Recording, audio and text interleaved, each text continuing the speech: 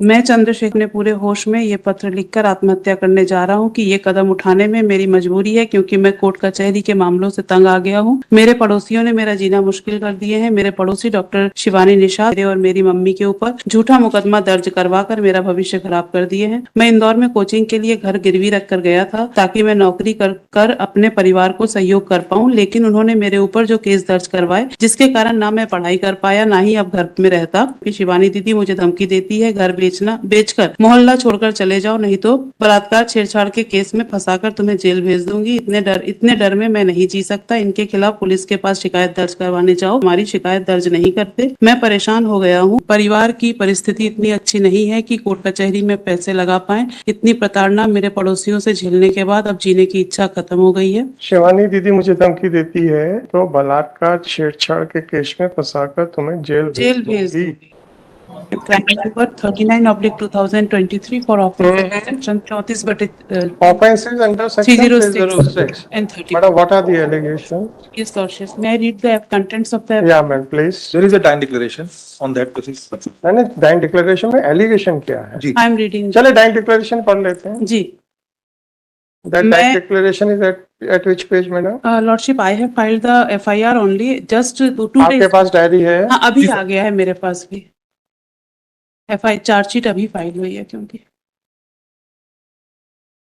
है ना, हर वकील कहता है अभी सुबह मिला है सर। नहीं लॉर्डशिप, हमने चार्जशीट फाइल हुई है 28/4/2024 को, और पिटीशन हमारी मैं फाइल- चंद्रशेखर आहूजा अपने पूरे होशियारी पत्र कर मैंने कोर्ट कचहरी तंग आ गया हूँ। मेरे पड़ोसियों ने मेरा जीवन मुश्किल कर दिया। मेरे पड़ोसी डॉक्टर निषाद, उनकी मम्मी रानी निषाद। जी मैडम, आप पढ़िए। Yes sir.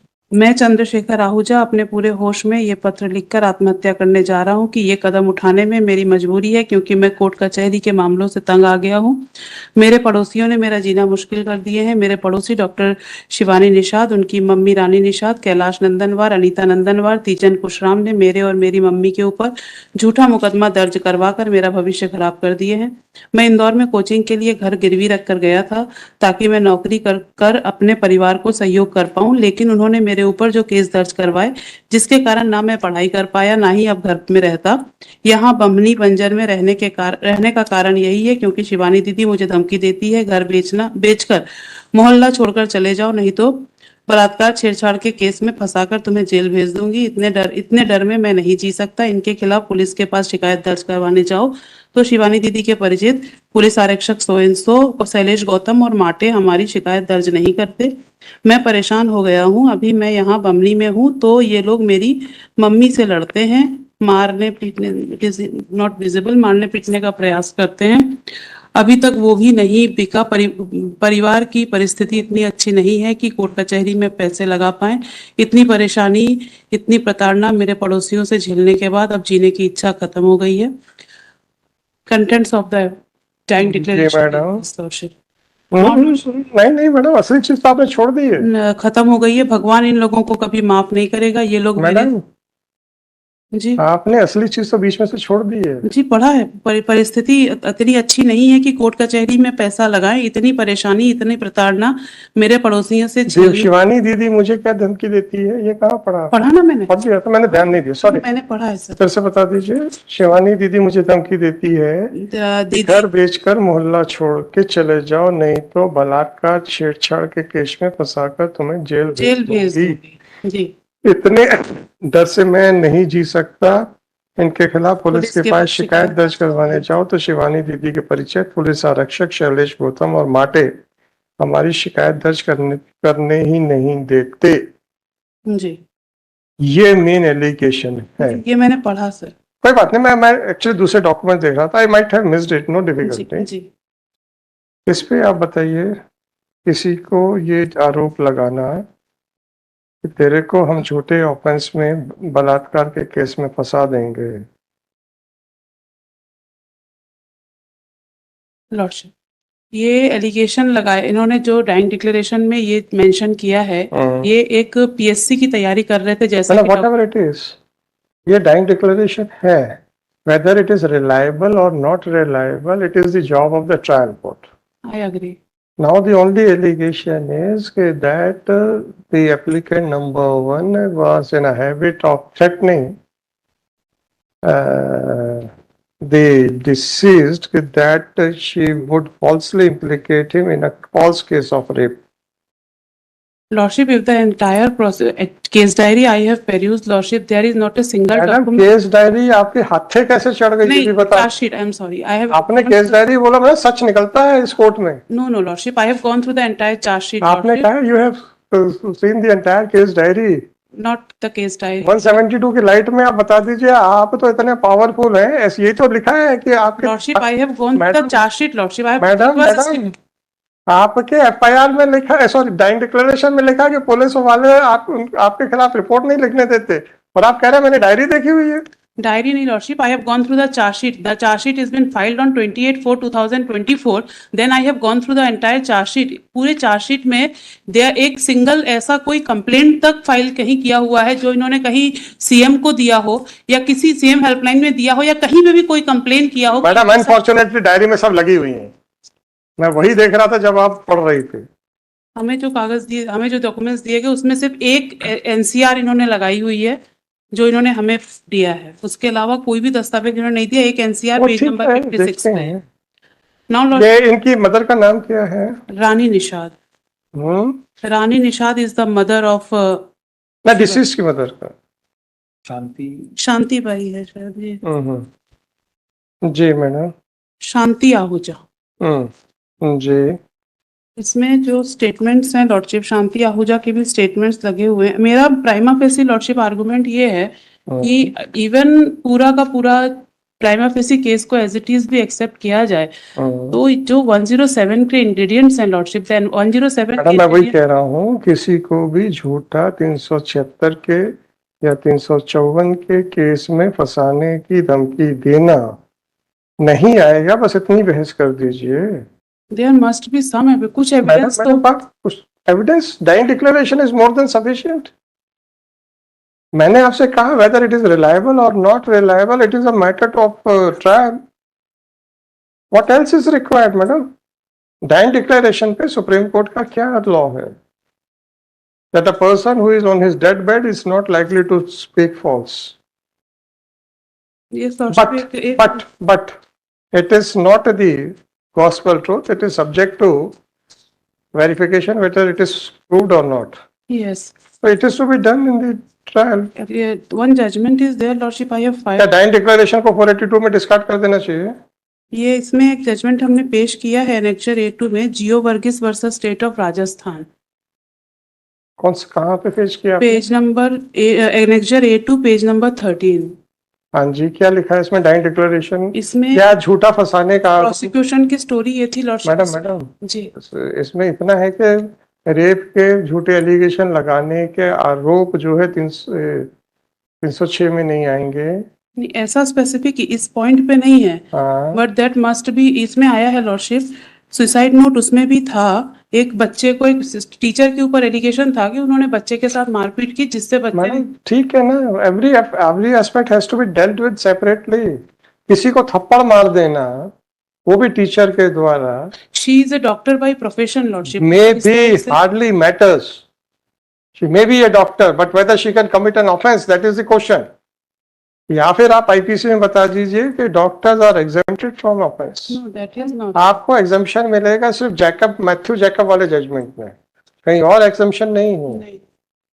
तो आप तो इतना ही बताइए कि एफआईआर में अगर झूठा आरोप लगाने का, सॉरी डाइंग डिक्लेरेशन में अगर ये आरोप है कि आप उसको रेप केस में झूठा फंसाने का देते हैं धमकी, तो वो अबेटमेंट टू सुसाइड नहीं होगा। बस इतने पे बहस कीजिए। एबेटमेंट में लॉर्डशिप 3 इंग्रेडिएंट्स फुलफिल होने चाहिए। Intentionally adds by an act or illegal omission the doing of that thing. Yes. Ji. It's an act or illegal, yes. किसी को झूठा केस में, रेप के केस में फंसाने की धमकी नहीं आएगी 107 में, बस इतना एलोबरेटली आर्ग्यू कर दीजिए। श्री लॉर्डशिप, मैंने उस पॉइंट पे एकदम सर्च नहीं किया है, बाकी मैंने इसमें ये, उससे हमें क्या लेना देना बाकियों से? 306 107 के मैंने कितने क्वेश्चन किए? आपके ही जजमेंट है मेरे पास। मैंने बहुत क्वेश्चन किए हैं, यहाँ क्वेश्चन किए हैं, यहाँ पे तो हमने तो कंप्लेनेंट के ऊपर कॉस्ट तक लगाई है। जी। सवाल इस बात का है कि हर एलिगेशन के अलग अलग इफेक्ट्स होते हैं। किसी को भी 376 में झूठा फंसा के जेल भेज देने की धमकी, जिससे कि उसका जीवन नर्क बन जाए जेल में जाके, is it not sufficient to make out an offence of abetment to commit suicide? Actually lordship इसमें जो ये जो डिसीज्ड है और जो उसकी मदर है, madam they might be the notorious person of the इलाका, नो प्रॉब्लम। मैंने देख ली डायरी, जब तक आप बहस कर रहे थे पूरी डायरी देख चुका हूँ। नाउ सी द एक्ट आप कहें कि साहब उनके खिलाफ बहुत लोगों ने कंप्लेंट्स कर रखी थी, पूरा मोहल्ला दुखी था, बहुत अच्छी बात है। क्या आप किसी भी दुष्ट व्यक्ति, आप क्या कह सकते हो? नोटोरियस ही कह रहे हो ना? मेरा कहने का मैं ये कहना चाह रही हूँ कि जो उनकी मदर और ये जो डिसीज्ड है, इन लोगों ने सबके खिलाफ भी रिपोर्ट्स करके रख दिए थे। तो जब इन्होंने बाकी रिपोर्ट्स किए थे, तो ये जो एलिगेशन लगा रहे हैं, ये जो इनके डाइंग डिक्लेरेशन में है, there is no complaint pertaining to that. और मैडम तो क्या कितनी बार एफआईआर होनी चाहिए कि देखो मेरे को झूठा फंसा रही, मेरे को झूठा फंसा रही? एक एफआईआर एटलीस्ट वो कितनी होनी चाहिए? जीवित स्थिति में, कानून बताइए ना। मैं आपको जीवित स्थिति में एटलीस्ट एक एफआईआर अरे तो तो होना चाहिए। भाई साहब, मैडम आप ये बताइए कि कितनी एफआईआर कानून के हिसाब से होनी चाहिए? वो तो मल्टीपल कितनी भी एफआईआर कोई कर सकता है लॉर्ड। मिनिमम कितनी होनी चाहिए? एक एफआईआर तो होनी कानून बता दीजिए। चाहिए। मेरा मतलब है अगर ऑफेंस कमिट हुआ है, अगर हमने धमकी दी है, he was educated boy. Sorry madam. और लॉर्डशिप इसमें हमने 2 लोगों के लिए लगाई हुई जी। है, रानी निषाद के लिए भी लगाया हुआ है। हाँ। And in the entire dying declaration hmm. There is no specific allegation, nothing against Rani Nishad. जी। She is the mother of Shivani Nishad, aged about 63-64 years of age. पूरे डाइंग डिक्लेरेशन को अगर पढ़ेंगे तो रानी निषाद के अगेंस्ट में कोई और मैडम और क्या बयान है? जी, और बयान क्या क्या है? बयान भी है लॉर्डशिप सबको। 161 के स्टेटमेंट्स हैं। उनके मदर का है शांति आहूजा। मैं रेलेवेंट पढ़ देती हूँ। मेरे पड़ोस में शिवानी निषाद, उसकी मां रानी निषाद, तीजनबाई, कैलाश नंदनवार और उसकी पत्नी अनीता घर के सामने नाली कचरा फेंकने की बातों को लेकर 10 वर्षों से विवाद करते हुए आ रहे हैं। वर्ष 2020 में इन लोगों द्वारा हम लोगों से विवाद किया गया था, तो मैंने थाने में कैलाश नंदनवार और उसकी पत्नी अनीता के खिलाफ कोतवाली जिला बालाघाट में रिपोर्ट की थी। इसी वजह से इन लोगों ने आपस में मिलकर मेरे व मेरे लड़के पवन के खिलाफ उनके 1 महीने बाद थाने में ही एक दिन 2 रिपोर्ट किए थे, जबकि मेरा लड़का पवन जो झगड़ा विवाद में नहीं रहता, उसका नाम जबरदस्ती इन लोगों ने रंजिशवश लिखवा दिया था। जुलाई 2022 में मेरा लड़का पवन इंदौर से बालाघाट आया तो कैलाश नंदनवार व अनीता नंदनवार, जिन्होंने वहां से घर बदलकर दूसरी जगह चले गए थे, उसके बाद भी इन लोगों का अपने घर आना जाना लगा रहा था। और साथ में ये 5 लोग मिलकर जब कभी भी आमने सामने आते तो मेरे लड़के पवन को धमकियां देकर कहते थे कि इसका भविष्य बर्बाद कर देंगे। बेवजह ये लोग मेरे व मेरे बेटे को आए दिन ताना देकर कहा करते थे कि कितने बेशर्म लोग हैं, इतनी इनकी रिपोर्ट होने पर भी इनको कोई फर्क नहीं पड़ता, जैसे हम रहते तो कब से मर जाते। कई बार शिवानी द्वारा बलात्कार के केस में फंसाने की धमकियां दी गई। इन सभी बातों से मेरा लड़का काफी परेशान रहने लगा था। वहां पिताजी से कह रहा था कि पापा, इन लोगों ने अपनी हरकतें बंद नहीं किए हैं। तब मेरे पति ने पवन को समझाकर बमनी जिला मंडला नवंबर माह 2022 में अपने साथ लेकर चले गए थे। इसी बीच दिनांक 28/11/2022 को शिवानी व उसकी मां रानी हमारे कचरे की बात को लेकर झगड़ा विवाद किए। तो मैंने ये बात पवन को फोन पर बताई तो पवन ने बोला कि मम्मी थाने में रिपोर्ट कर दो। फिर मैं थाने में इन लोगों की रिपोर्ट करने गई। दिनांक 8/12/2022 को जब मेरा लड़का बालाघाट आया तो काफी परेशान व उदास था। मुझसे कह रहा था कि मम्मी, इन लोगों द्वारा इतनी झूठी शिकायतें बेवजह मुकदमे कर दिए हैं, जिससे वहां बात मेरे दिमाग में हर समय चलती रहती है और ये शिवानी दीदी जबरदस्ती बलात्कार के केस में फंसाने की धमकी देती रहती है। तब मैंने उसका हौसला बढ़ाया कि बेटा कुछ नहीं होता, सब ठीक हो जाएगा। अगले दिन हम बमनी चले गए। इसी बीच दिनांक 17/12/2022 को मेरे पति सोयनसो आए हुए थे। मुझसे कह रहे थे कि शांति, अपना घर जल्दी बिक जाएगा तो इन लोगों की झंझट से छुटकारा मिलेगा, क्योंकि पवन बहुत ज्यादा परेशान रहता है। मैंने कहा कि आप पवन का ध्यान रखो। फिर मेरे पति 20/12/2022 को बमनी आए और मुझे फोन पर बताए कि पवन ने कमरे में फांसी लगा ली है। फिर अनीस भाई के साथ और परिवार वालों के साथ खबर सुनकर हम बमनी पहुंचे। जी madam. this such type, this same 161 statements of the father and the other witnesses were recorded, Lordship. जी Or so far as the appellant number 2 is concerned, there is no allegation against her. जी जी Or appellant, Lordship, I am also relying a judgment, hmm, Uday Singh versus State of Haryana, AIR 2019, Supreme Court, 4570. Lordship, paragraph 16.1 and 16.2. I am only reading the relevant portion, Lordship. If the accused by his act and by his continuous course of conduct create a situation which leads the deceased perceiving no other option except to commit suicide, the case may fall within the four corners of section 306.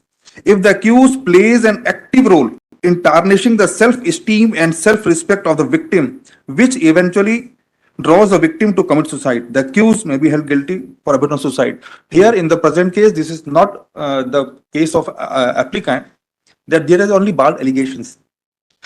In dying declaration, specific role, continuous, their action, their active role, that has been mentioned, Lordship. And one point, this may also kindly be noted, Lordship, how the deceased address the applicant.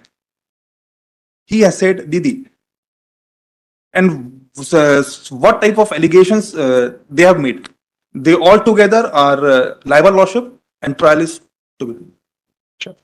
यार ये किताब निकाल लेना 2019 से आई है 457 Lordship, I am relying on Gangula Mohan Reddy and M. Mohan's judgment. दे दीजिएगा And so far as positive action is concerned, Lordship, there is one more judgment which I would like to, बताइए ना 2010, Volume 1, hmm, SCC 707, Amlendu Paul, Lordship, versus State of West Bengal. अमलेंद्रू Ji, Paul, versus State of Bengal, paragraph 12.